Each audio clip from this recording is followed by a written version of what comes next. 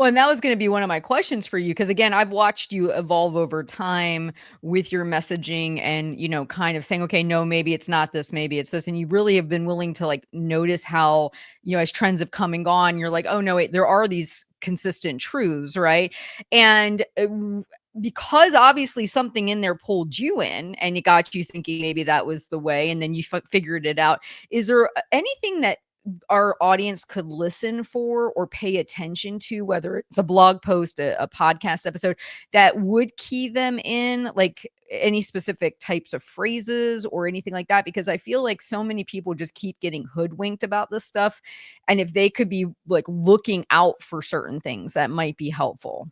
Yeah, I mean, really, honestly, there's so many anecdotes out there. This person got ripped and jacked on white bread and soda, and this person got ripped and jacked eating McDonald's, and this person got, had success on there because their anecdotes are everywhere in every direction.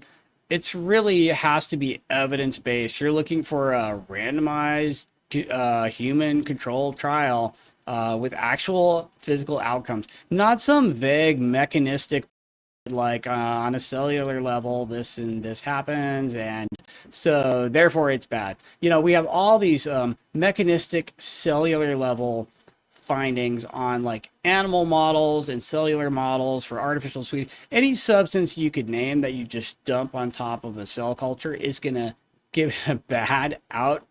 Even protein, if you look at like cellular level studies on protein, it's terrible. It's toxic and horrible. And like, but if you look at actual outcomes data in human randomized controlled trials, and you, especially if you have a meta-analysis of human randomized controlled trials, this is super strongly evidence-based, and you can really basically believe in that. And that's all we've got. And so you have to just cling to this kind of actual human outcomes data that's evidence-based. Everything else is just possible.